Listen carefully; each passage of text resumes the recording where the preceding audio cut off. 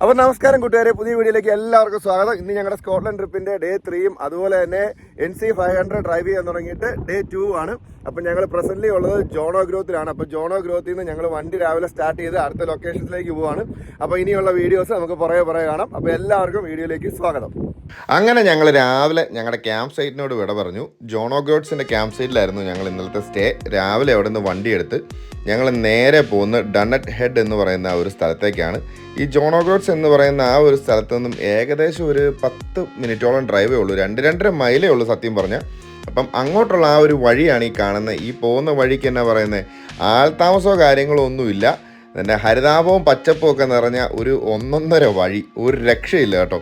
അപ്പം ഇവിടെ ഞാൻ എൻ്റെ ഡ്രോണിനെ ഒന്ന് പറത്താൻ നോക്കി, പക്ഷേ നമ്മുടെ ഡ്രോൺ ഞാൻ ചാർജ് ചെയ്യാൻ മറന്നുപോയായിരുന്നു. അതുകൊണ്ട് ഈ ഒരു വ്യൂ എനിക്ക് എടുക്കാൻ പറ്റത്തില്ല. പക്ഷേ എന്നെക്കൊണ്ട് പറ്റാവുന്ന രീതിയിൽ ഞാൻ വണ്ടിയുടെ ഫ്രണ്ടിൽ ഇരുന്നുള്ളൊരു ഷൂട്ട് ചെയ്തൊരു വീഡിയോ ആണ് ഇപ്പോൾ ഇതിനകത്ത് കാണിക്കുന്നത്. അത്ര ബ്യൂട്ടിഫുൾ ആയിട്ടുള്ളൊരു പ്ലേസ് ആണ് കേട്ടോ. പിന്നെ NC500 കുറിച്ച് പറയുവാണെങ്കിൽ അതിനെക്കുറിച്ച് പ്രത്യേകിച്ച് എടുത്തു പറയേണ്ട കാര്യമില്ല. പോകുന്ന കംപ്ലീറ്റ് സീനിക് റൂട്ടിൽ കൂടെയാണ്. നല്ലൊരു വെതറുള്ളൊരു സമയത്താണ് നമ്മൾ പോകുന്നെങ്കിൽ ഒരു രക്ഷയില്ലാത്ത റൂട്ടാണ്. അപ്പം അതിനകത്ത് ഓരോ വ്യൂ പോയിൻ്റ് വഴിയാണ് നമ്മൾ കടന്നു പോയിക്കൊണ്ടിരിക്കുന്നത്. ഇപ്പം ഈ ഡണ്ണറ്റ് ഹെഡിലേക്ക് പോകുന്ന വഴിക്കെല്ലാം ഇതുപോലെ ചെമ്മരിയാടുകൾ പലപ്പോഴും നമ്മുടെ വണ്ടിക്ക് ഇങ്ങനെ ക്രോസ് വെക്കുന്നുണ്ടായിരുന്നു. അപ്പം ഞാൻ പതുക്കെയാണ് പോയത്. പിന്നെ ഈ ഒരു യാത്ര ഒത്തിരി വലിച്ചു നീട്ടി കാണിക്കണ്ടല്ലോ എന്നോർത്തുകൊണ്ട് ഞാൻ ഈ വീഡിയോ ഇച്ചിരി സ്പീഡിൽ അങ്ങോട്ട് ഓടിച്ചു വിടുവാണ്. അപ്പം ആരെങ്കിലും NC500 പോവുകയാണെങ്കിൽ പറ്റുവാണെങ്കിൽ ജോണോ ഗ്രോട്ട്സിൻ്റെ തൊട്ടടുത്ത് തന്നെയാണ് ഈ ഡണ്ണറ്റ് ഹെഡ് എന്ന് പറയുന്ന ഒരു സ്ഥലം. അങ്ങോട്ടുള്ള ആ ഒരു ഡ്രൈവ് തന്നെ ബ്യൂട്ടിഫുൾ ആണ്. അവിടെ ചെന്ന് കഴിഞ്ഞാലും ഒരു രക്ഷയില്ലാത്ത സ്ഥലമാണ് കേട്ടോ. എന്തായാലും മിസ്സാക്കരുത്. നിങ്ങൾ ആരെങ്കിലും NC500 പോവുകയാണെങ്കിൽ ഈ ഡണ്ണറ്റ് ഹെഡും കൂടെ പോവുക. അതൊരു അടിപൊളി പ്ലേസ് തന്നെയാണ്. പോകുന്ന വഴി ഇതുപോലെ നമ്മളെ ആടുകളൊക്കെ മെയ്യുന്നതും അതുപോലെ തന്നെ പച്ചപ്പ് നിറഞ്ഞ സ്ഥലങ്ങളും ഒക്കെ കാണാം. പക്ഷേ ഒരു ബുദ്ധിമുട്ട്, നമ്മൾ നിർത്തിയിട്ട് ഫോട്ടോസൊക്കെ എടുക്കാൻ നോക്കുവാണെങ്കിൽ ഈ റൂട്ടിലെങ്ങും പാസിംഗ് പ്ലേസ് ഭയങ്കര കുറവാണ്. അതൊന്ന് ശ്രദ്ധിക്കണം. കൂട്ടുകാരെ, എൻ്റെ വീഡിയോസ് ഇഷ്ടമായെങ്കിൽ പേജ് ഫോളോ ചെയ്ത് ഒന്ന് സപ്പോർട്ടും കൂടെ ചെയ്തേക്കണേ. അങ്ങനെ നമ്മൾ ഡണ്ണറ്റ് ഹെഡിൽ എത്തിയിട്ടുണ്ട്. ഈ ഡണ്ണറ്റ് ഹെഡ് എന്ന് പറയുന്ന most northerly point of mainland of Britain എന്നുള്ളതാണ്. നമ്മൾ നോർമലായിട്ട് ഈ പറയുന്നതെന്ന് പറഞ്ഞു കഴിഞ്ഞാൽ നമ്മൾ എന്നാ പറയുന്നത്, ഈ ജോണോ ഗ്രോട്ട്സ് ആണ് ലാസ്റ്റ് പോയിന്റ് എന്ന് പറയുന്നുണ്ടെങ്കിലും മോസ്റ്റ് നോർത്തലി പോയിന്റ് എന്ന് പറയുന്നത് സത്യം പറഞ്ഞാൽ ഈ ഡണ്ണറ്റ് ഹെഡ് എന്ന് പറയുന്ന ഈ ഒരു പോയിന്റാണ്. ഈ ഒരു മലയുടെ ഇടുക്ക് എന്ന് വേണമെങ്കിൽ നമുക്ക് പറയാം. ഇവിടെ ഒരു ലൈറ്റ് ഹൗസ് ഒക്കെ ഉണ്ട്. പക്ഷെ ഞങ്ങൾ ചെന്നപ്പോൾ ലൈറ്റ് ഹൗസിൽ എന്തോ വർക്ക് നടക്കുന്നതുകൊണ്ട് സംഭവം ക്ലോസ്ഡ് ആയിരുന്നു.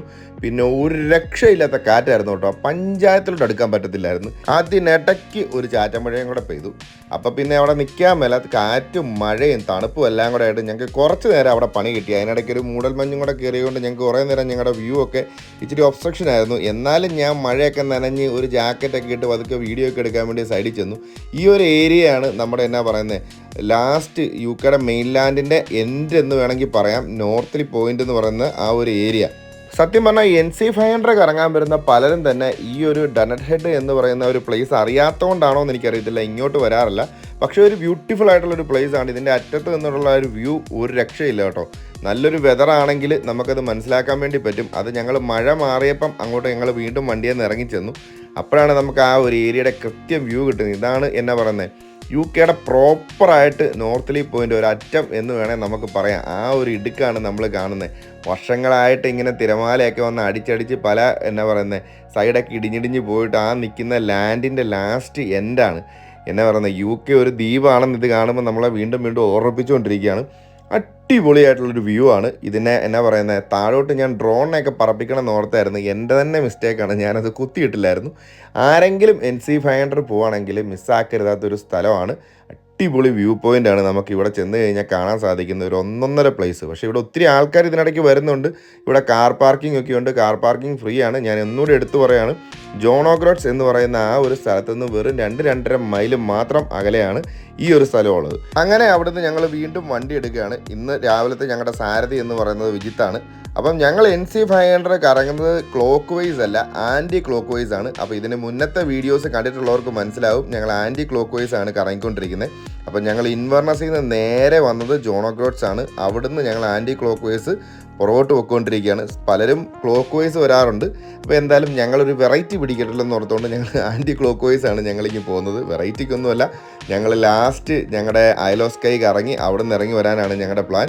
അപ്പോൾ നമ്മൾ ഡണ്ണറ്റ് ഹെഡിൽ നിന്ന് തിരിച്ചു പോയിക്കൊണ്ടിരിക്കുകയാണ്. പോകുന്ന വഴിക്കുള്ള പല കാഴ്ചകളുമാണ് ഇപ്പോൾ നമ്മൾ ഈ വീഡിയോയിൽ കണ്ടുകൊണ്ടിരിക്കുന്നത്. മൊത്തം യാത്രയൊന്നും ഞാൻ കാണിക്കുന്നില്ല, അത് പോയാൽ തന്നെ നമുക്ക് മനസ്സിലാവുള്ളൂ. അങ്ങനെ ഞങ്ങൾ കുറച്ച് ദൂരം സഞ്ചരിച്ച് കഴിഞ്ഞപ്പോഴത്തേക്ക് ഇതേ ഇങ്ങനെ എന്നാ പറയുന്ന ഒരു വെള്ളം ഒഴുകി വരുന്ന കണ്ടു. അതിൻ്റെ കൂട്ടത്തിലൊരു ചാറ്റൻ മഴയും. ഇവിടുത്തെ മഴയെന്ന് പിന്നെ പറഞ്ഞാൽ പെട്ടെന്ന് തന്നെ വരും, പെട്ടെന്ന് തന്നെ പോകും. 5 മിനിറ്റ് കഴിഞ്ഞപ്പോൾ മഴ പോയി.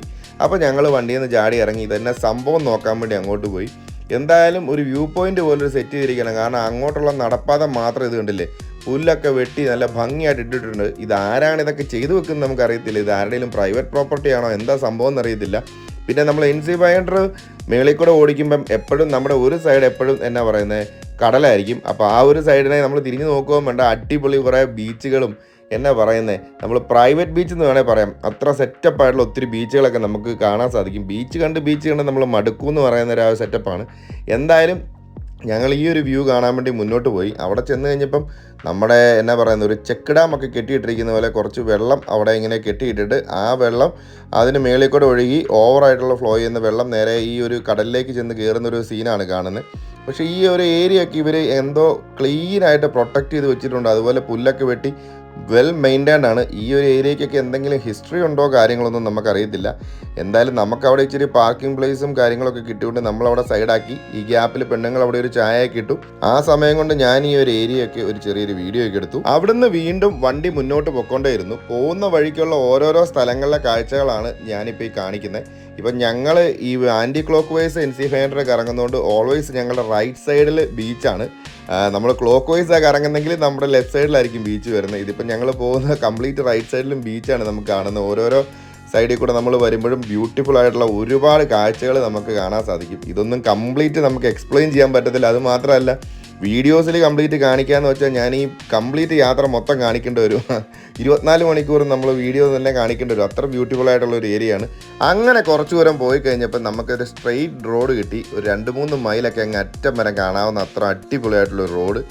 ഇവിടം കഴിഞ്ഞപ്പോഴാണ് നമുക്കോട്ടുള്ളൊരു 8ൻ്റെ പണി കിട്ടുന്നത്.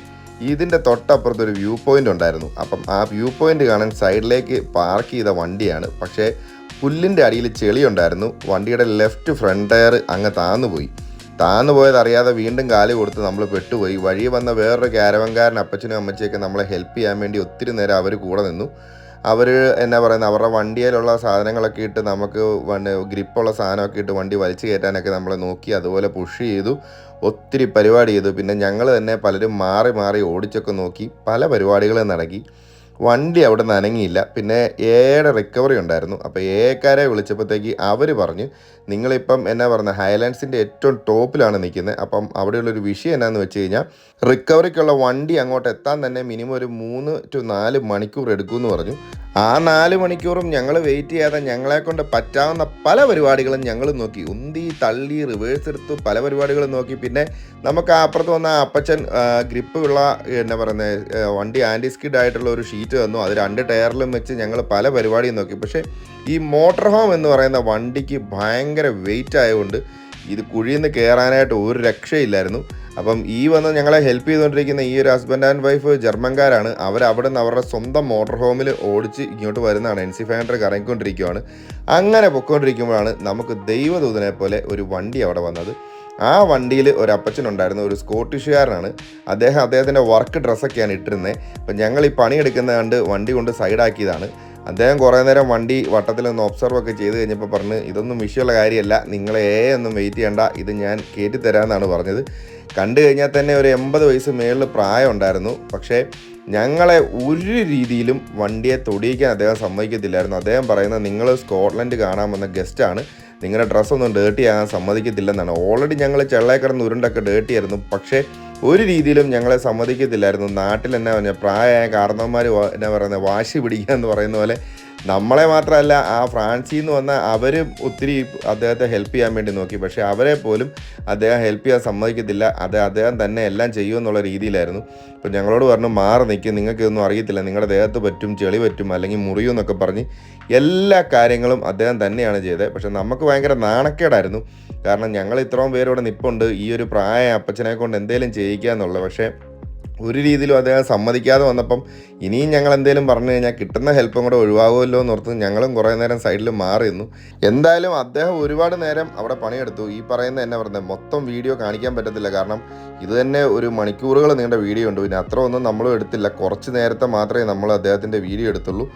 എനിവേ ഞങ്ങളെ കൊണ്ട് പറ്റാവുന്ന കുറേ ഹെൽപ്പുകൾ ഞങ്ങൾ ചെയ്യാൻ നോക്കുമ്പം അണ്ണൻ ഒരു രീതിയിൽ സമ്മതിക്കത്തില്ലായിരുന്നു. ഞങ്ങൾ ഓരോന്നിൻ്റെ അടുത്ത് ഓടി ഓടിച്ചെന്ന് എന്തേലും ചെയ്യാമെന്ന് ചോദിക്കുമ്പോൾ ഇല്ലില്ല ഇതെല്ലാം ഞാൻ തന്നെ ചെയ്തോളാം എന്നാണ് അണ്ണൻ പറയുന്നത്. എന്തായാലും ഞങ്ങളെ സംബന്ധിച്ചിടത്തോളം ഇതൊരു ദൈവദൂതൻ എന്ന് വേണേൽ കൃത്യമായിട്ട് പറയാം. നമുക്ക് ആരുമില്ലാത്ത സമയങ്ങളിൽ ദൈവം പ്രത്യക്ഷപ്പെടുമെന്നൊക്കെ മനുഷ്യൻ്റെ രൂപത്തിൽ പ്രത്യക്ഷപ്പെടുമെന്നൊക്കെ നമ്മൾ കേട്ടിട്ടുണ്ട്. ആ ഒരു ഫീലായിരുന്നു ഞങ്ങൾക്ക് എല്ലാവർക്കും. അതുപോലെ തന്നെ പെണ്ണുങ്ങളെല്ലാം നല്ല പ്രാർത്ഥനയിലായിരുന്നു. ഈ വണ്ടി ഒന്ന് ഇവിടെ നിന്ന് കയറ്റി കിട്ടിയാൽ മതി. കാരണം ഏക്കാർ വരുമ്പോൾ തന്നെ 3-4 മണിക്കൂർ എടുക്കും. അവർ വന്നിട്ട് അവർ ഇത് കണ്ടിട്ടേ അവർ ഡിസൈഡ് ചെയ്യുള്ളൂ ഇതിന് എന്നാ ചെയ്യാൻ പറ്റുമെന്നുള്ളത്. ഇപ്പം അവർ പ്രോപ്പർ റിക്കവറി വണ്ടിയിലല്ല വരുന്നെങ്കിൽ അടുത്ത വണ്ടി വീണ്ടും വരുന്നവരെ നമ്മളിതിങ്ങനെ വെയിറ്റ് ചെയ്ത് നിൽക്കണം എന്നൊക്കെയാണ് അവർ പറഞ്ഞത്. അപ്പം ആ സമയത്താണ് നമുക്ക് ഈ ഒരു അപ്പച്ചൻ ദൈവത്തെ പോലെ വന്നത്. അദ്ദേഹം പിന്നെ അദ്ദേഹത്തിൻ്റേതായിട്ടുള്ള പല ഐഡിയകളും നോക്കി ഈ പുറകിൽ നിന്ന് മാത്രം വലിച്ചാൽ മാത്രമേ വണ്ടി പോരുകയല്ല, ഇത് ഓവർ വെയിറ്റ് ആണെന്നുള്ളതുകൊണ്ട് വണ്ടിയുടെ ടയറിന് അവിടെ കുറച്ച് ചരലൊക്കെ വാരിയിടണം എന്നൊക്കെ പറഞ്ഞു. അപ്പോൾ അതെല്ലാം ഞങ്ങൾ ചെയ്തു. അപ്പം അതൊന്നും ഞങ്ങൾ ചെയ്തൊന്നും കാണിക്കാൻ പറ്റത്തില്ല, കാരണം ആ സമയത്ത് നമ്മൾ വീഡിയോ എടുക്കുന്നില്ലല്ലോ. നമ്മൾ ഈ അപ്പച്ചൻ ചെയ്താൽ മാത്രമല്ലേ വീഡിയോ എടുക്കാൻ പറ്റുള്ളൂ. Anyway Appachan is great. ഒരു രക്ഷയില്ലായിരുന്നു കേട്ടോ. ഒരു മാസ്മരിക മനുഷ്യൻ എന്ന് പറഞ്ഞു കഴിഞ്ഞാൽ വെൽ എക്സ്പീരിയൻസ്ഡ് ആയിട്ടുള്ള ഒരു മനുഷ്യൻ തന്നെ പറയാം. ഈ വക പരിപാടികളൊക്കെ വളരെ നിസ്സാരമായിട്ടാണ് അദ്ദേഹം ചെയ്യുന്നത്. ഇതിനു മുമ്പ് ഒരുപാട് ചെയ്ത എക്സ്പീരിയൻസ് അദ്ദേഹം ചെയ്യുന്ന കാര്യങ്ങളിൽ കാണാം. പിന്നെ അദ്ദേഹത്തിൻ്റെ വണ്ടിയിൽ ഫുൾ എക്യുപ്മെൻറ്റ്സ് ഉള്ളതാണ്. അപ്പം വണ്ടി റിലേറ്റഡ് ആയിട്ടും ഇങ്ങനെയുള്ള പല കാര്യങ്ങളും അദ്ദേഹം ചെയ്യുന്നതാണെന്നുള്ളത് നമുക്കിത് കാണുമ്പോൾ തന്നെ മനസ്സിലായി. എന്തായാലും അദ്ദേഹം ഈ ഒരു പ്രായത്തിൽ നമ്മുടെ നാട്ടിൽ ആരും ഇങ്ങനെയൊക്കെ ചെയ്യുമെന്ന് എനിക്ക് തോന്നുന്നില്ല. പിന്നെ നമ്മൾ ആ നാട്ടിൽ ചെന്ന ഗസ്റ്റാന്നുള്ള ആ ഒരു റെസ്പെക്റ്റ് അദ്ദേഹം ഭയങ്കരമായിട്ട് നമുക്ക് തന്നു. അദ്ദേഹം പറഞ്ഞ സമയങ്ങളിലെല്ലാം ഞങ്ങൾ ഒരു സൈഡിൽ നിന്ന് വണ്ടി തള്ളിക്കൊണ്ടിരുന്നു. അപ്പുറത്തുനിന്ന് അദ്ദേഹത്തിൻ്റെ വണ്ടിയിലെ മെഷീൻ വെച്ച് ഇത് വലിച്ചു കയറ്റാനുള്ള ശ്രമങ്ങളും ഒരേ സമയം നടന്നുകൊണ്ടിരുന്നു. പക്ഷേ പല ശ്രമങ്ങളും വിഫലമായിക്കൊണ്ട് തന്നെ ഇരുന്നു. ഇങ്ങനെ സമയം കുറേ കടന്നു പോയിക്കൊണ്ടിരുന്നു. ഈ സമയത്തൊക്കെ വീണ്ടും അദ്ദേഹം കണക്ഷൻ മാറ്റി പല സ്ഥലങ്ങളിൽ മാറ്റിക്കൊടുത്തു. അതുപോലെ തന്നെ ടയറിനടിയിലെ ഗ്രിപ്പുള്ള സാധനം വീണ്ടും മാറ്റിക്കൊടുത്തു. പിന്നെയും ഞങ്ങൾ ഡ്രൈവർ പലരും മാറി നോക്കി പല അഭ്യാസങ്ങൾ നടത്തിക്കൊണ്ടിരുന്നു. പിന്നെ ഇതൊരു ഓട്ടോമാറ്റിക് വണ്ടി ആയതുകൊണ്ട് അതിൻ്റേതായ ഒരു ബുദ്ധിമുട്ട് ഭയങ്കരമായിട്ടുണ്ടായിരുന്നു. എന്തായാലും അപ്പച്ചൻ വിടുന്ന ലക്ഷണമില്ല. അപ്പച്ചൻ ഇത് വലിച്ച് കയറ്റിയിട്ട് ഇവിടുന്ന് പോകുള്ളെന്ന് അപ്പച്ചൻ ഉറപ്പിച്ചായിരുന്നു. അപ്പോൾ പിന്നെ ഞങ്ങളായിട്ട് കുറയ്ക്കുന്നില്ലെന്ന് വെച്ച് ഞങ്ങളും കട്ടയ്ക്ക് തന്നെ വണ്ടി ഉന്താൻ കൂടെ വന്നു. പക്ഷേ ഈ കണ്ട മണിക്കൂറുകളെല്ലാം ഞങ്ങളെ സപ്പോർട്ട് ചെയ്ത് ആ ഒരു ജർമ്മൻ ഫാമിലിയും അവിടെ തന്നെ ഉണ്ടായിരുന്നു. അവരെ നമ്മൾ കൊടുക്കണം ബിഗ് സല്യൂട്ട്. കംപ്ലീറ്റ് അവർ ഞങ്ങളുടെ കൂടെ ഉണ്ടായിരുന്നു. അങ്ങനെ ഫൈനലി ഞങ്ങൾ വണ്ടി വലിച്ച് ആ ഒരു കുഴിയിൽ നിന്ന് മേളിൽ കയറ്റി. അദ്ദേഹത്തിൻ്റെ എന്നാ പറയുന്നത് കഠിനാധ്വാനം എന്ന് തന്നെ വേണം പറയാൻ. അദ്ദേഹമാണ് മെയിനായിട്ട് എല്ലാം ചെയ്തത്. ഞങ്ങൾ പല സമയങ്ങളും കാഴ്ചക്കാർ മാത്രമായിരുന്നു. ആകപ്പാടെ പുഷ് ചെയ്യാൻ മാത്രമാണ് ഞങ്ങൾ കൂടിയത്. ഈ പരിപാടി എല്ലാം കഴിഞ്ഞപ്പോഴത്തേക്ക് അദ്ദേഹത്തിന് ഞങ്ങൾ കുറച്ച് പൈസ ഓഫർ ചെയ്യാൻ നോക്കിയപ്പോഴത്തേക്ക് അദ്ദേഹം എടുത്ത വായിക്ക് പറഞ്ഞു, ഇത് ഞാൻ മറ്റേ വീഡിയോ റീച്ച് കിട്ടാൻ വേണ്ടി പറയുന്നൊന്നുമല്ല കേട്ടോ. അദ്ദേഹം പറഞ്ഞത്, നിങ്ങൾ ഇതുപോലെ വഴിയിൽ ആരെങ്കിലും ഇങ്ങനെ പെട്ട് കിടക്കുന്ന കണ്ടാൽ കാണാത്ത പോലെ പോകരുത്, നിങ്ങൾ ഹെൽപ്പ് ചെയ്യണം, അല്ലാതെ എനിക്കിതിൻ്റെ പൈസ ഒന്നും വേണ്ടെന്നും പറഞ്ഞ് ഞങ്ങൾ പറഞ്ഞ ഓരോ ഓഫറുകളും സ്വീകരിക്കാതെ അദ്ദേഹം പതുക്കെ പോയി. പാവം ഞങ്ങളുടെ നിന്ന് കുറച്ച് ഫോട്ടോസിന് മാത്രമേ പോസ് ചെയ്തുള്ളൂ. ഈ ഒരു കുഴിയായിരുന്നു കേട്ടോ നമ്മുടെ വണ്ടി പോയത്. ഈ കുഴിക്കകത്താണ് പോയത്. നമ്മൾ കാണുമ്പം ചെറിയൊരു കുഴിയാന്ന് തോന്നും, പക്ഷേ വണ്ടിയുടെ വെയിറ്റ് കാരണം കണ്ടോ, ഇതാണ് ആ ഫ്രണ്ട് ടയർ കിടന്ന സ്ഥലം. വണ്ടിയുടെ വെയിറ്റ് കാരണമാണ് വണ്ടി ഒരു രീതിയിലും പൊങ്ങാതിരുന്നത്. എനിവേ ഞങ്ങൾ അവിടുന്ന് പോയി. അത് കഴിഞ്ഞപ്പോഴത്തേ ആ ഫ്രാൻസുകാർ അവരുടെ വണ്ടിയായിട്ട് പോയി. പിന്നെ ഞങ്ങൾ ആളൊഴിഞ്ഞ ഒരു സ്ഥലത്ത് ചെന്ന് കഴിഞ്ഞിട്ടുണ്ടല്ലോ, കൈയും കാലും കഴുക്കും. വണ്ടിയുടെ ബാത്റൂം കംപ്ലീറ്റ് ഡേർട്ടിയായി. ഞങ്ങൾ അതിനകത്ത് കയറി കൈയും കാലും ഒക്കെ കഴുകിയിട്ട് അതെല്ലാം കഴിഞ്ഞ് പുറത്ത് വന്ന് പിന്നെ ഷൂ കഴുകലായി. ഒന്നും വേണ്ട, കംപ്ലീറ്റ് നമ്മൾ ആ വണ്ടി തള്ളി ചെളി മൊത്തം ടയറിൽ നിന്ന് തെറിച്ച് ഞങ്ങളൊക്കെ ഒരു പരുവായിരുന്നു. ഇത്രയും ചെളി ആയതുകൊണ്ടാണ് ആ പാവ അപ്പച്ചൻ ഞങ്ങളെ വണ്ടിക്ക് അടിയിലോട്ടൊന്നും ഒരു രീതിയിൽ ഇറക്കാഞ്ഞത്. പുള്ളിയുടെ വർക്ക് ഡ്രസ്സാണ്, ഞങ്ങളുടെ ഡ്രസ്സ് ചെളി പറ്റുമെന്നൊക്കെ പറഞ്ഞുകൊണ്ട്. എന്തൊക്കെ പറഞ്ഞാലും ആ അപ്പച്ചനെ പോലെയൊക്കെയുള്ള ആൾക്കാരെ 1,000-1, 2, 3 പേരെയൊക്കെ കാണാൻ പറ്റുള്ളൂ എന്ന് എനിക്ക് തോന്നുന്നത്. കാരണം പൈസയും ഇല്ല, പ്രത്യേകിച്ച് ഞങ്ങളുമായിട്ട് ഒരു ബന്ധവും ഇല്ല, ഒന്നും ഇല്ലാത്ത ഞങ്ങൾക്ക് വേണ്ടി ഇത്രയും കാര്യങ്ങളൊക്കെ ചെയ്തു തന്ന ആ ഒരു മനുഷ്യൻ ഒന്നും പറയാനില്ല കേട്ടോ. ഞങ്ങളുടെ ഇന്നത്തെ ദിവസത്തെ കംപ്ലീറ്റ് ടോക്ക് അദ്ദേഹത്തെക്കുറിച്ചായിരുന്നു. വണ്ടിക്ക് വാട്ടർ ടാങ്ക് ഉള്ളതുകൊണ്ട് അതിനകത്ത് വെള്ളം കംപ്ലീറ്റ് എടുത്ത് ഞങ്ങൾ കാലും കൈയും ഷൂവും ഒക്കെ കഴുകി. പിന്നെ കുറച്ച് വേറെ ഡ്രസ്സൊക്കെ ഡേർട്ടിയായി. പിന്നെ വണ്ടിക്കകത്ത് തന്നെ ഡ്രസ്സ് മാറാനുള്ള സൗകര്യം ഉള്ളതുകൊണ്ട് അതൊക്കെ മാറി. പിന്നെ വണ്ടി അത്യാവശ്യം നല്ല ഡേർട്ടിയായിരുന്നു. അപ്പോൾ അതടുത്ത ക്യാരവൻ പാർക്കിൽ ചെല്ലുമ്പം കഴുകാന്നുള്ള സെറ്റപ്പിലേക്ക് വന്നു. എന്തായാലും ഞങ്ങളുടെ വണ്ടിക്കകത്ത് ഉച്ചയൂണ് റെഡിയായിരുന്നു. ഞങ്ങൾ ഉച്ചയ്ക്ക് വണ്ടി ഒന്നൊക്കെ കൊണ്ട് ആരും കഴിച്ചില്ല. ചിക്കൻ കറിയും ചോറും ഒക്കെ കൂട്ടി അവിടെ ഇരുന്ന് പിന്നെ ഇടം വല്ലതും നോക്കിയില്ല. ഞങ്ങൾ ആ ഒരു സൈഡ് വണ്ടി പാർക്ക് ചെയ്തിട്ട് ആ ഫുഡ് അങ്ങോട്ട് കഴിച്ചു. കാരണം പണിയെടുത്തതിൻ്റെ ക്ഷീണം എല്ലാവർക്കും തന്നെ ഉണ്ട്. ഈ പറഞ്ഞത് അപ്പച്ചൻ വരുന്നതിന് മുമ്പ് മണിക്കൂറുകൾ നിന്ന് വണ്ടി ഉന്തുകയും തള്ളുകയും ഒക്കെ ചെയ്താണ് എല്ലാവരും നല്ല ടയേർഡായിരുന്നു. അങ്ങനെ ഉച്ചയൂണിന് ശേഷം ഞങ്ങൾ വീണ്ടും യാത്ര ആരംഭിച്ചു. അപ്പം സാധാരണഗതിയിലെ ഒരു ഡേ ഞാൻ ഒറ്റ വീഡിയോയിലായിട്ട് കാണിക്കാറുള്ളതാണ്. പക്ഷേ ഇന്നത്തെ ദിവസത്തെ ഒരു പ്രശ്നം എന്നാന്ന് വെച്ച് കഴിഞ്ഞാൽ വണ്ടി തള്ളി നമ്മുടെ വീഡിയോ ഭയങ്കരമായിട്ട് നീണ്ടു പോയിട്ടുണ്ട്. ആർക്കും തന്നെ എന്നാ പറയുന്നത് ഒരുപാട് നീളമുള്ള ഒരു ഫുൾ ഡേ വീഡിയോ ഇട്ട് കഴിഞ്ഞാൽ ഇഷ്ടപ്പെടത്തില്ല. അപ്പോൾ അതുകൊണ്ട് ഞാൻ ഇന്നത്തെ വീഡിയോ ഒരു ഹാഫ് ഡേ വെച്ച് ചുരുക്കുവാണ്. അപ്പം ഞങ്ങളുടെ മൂന്നാമത്തെ ദിവസം NC500 കറങ്ങിയതിൻ്റെ മൂന്നാമത്തെ ദിവസം ഞങ്ങളുടെ പാർട്ട് 7 വീഡിയോ നമ്മൾ ഇവിടുന്ന് വൈൻഡപ്പ് ചെയ്യുവാണ്. പിന്നെ ഒരു കാര്യം, ഇതിന് മുമ്പത്തെ എൻ്റെ വീഡിയോസ് ഒന്നും കാണാത്തവരാണെങ്കിൽ ഈ NC500ൻ്റെ സ്റ്റാർട്ടിങ് മുതലുള്ള വീഡിയോസ് കണ്ടെങ്കിൽ മാത്രമേ ഇത് കണക്ഷൻ കിട്ടത്തുള്ളൂ. ഞങ്ങൾ എന്നാ പറയുന്നത് സ്കോട്ട്ലൻഡ് പോയതിൻ്റെ ഡേ 1 ഞങ്ങൾ സ്റ്റാർട്ട് ചെയ്തപ്പോഴുള്ള കംപ്ലീറ്റ് വീഡിയോസ് ഞാൻ ഇട്ടിട്ടുണ്ട്. അപ്പം അവിടെ മുതൽ കണ്ടെങ്കിൽ മാത്രമേ ഇതിൻ്റെ ഒരു കണക്ഷൻ കിട്ടത്തുള്ളൂ. പിന്നെ നിങ്ങളുടെ അഭിപ്രായങ്ങളൊക്കെ നമുക്ക് പറഞ്ഞു തരിക.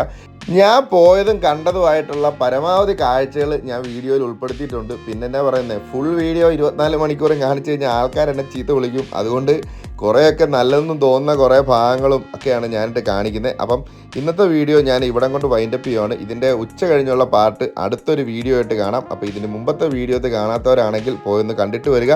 പിന്നെ ഈ വീഡിയോ ആദ്യമായിട്ട് കാണുന്നവരാണെങ്കിൽ ഒന്ന് സപ്പോർട്ട് ചെയ്തേക്കണേ. കൂട്ടുകാരെ, എൻ്റെ വീഡിയോസ് ഇഷ്ടമായെങ്കിൽ പേജ് ഫോളോ ചെയ്ത് ഒന്ന് സപ്പോർട്ടും കൂടെ ചെയ്തേക്കണേ.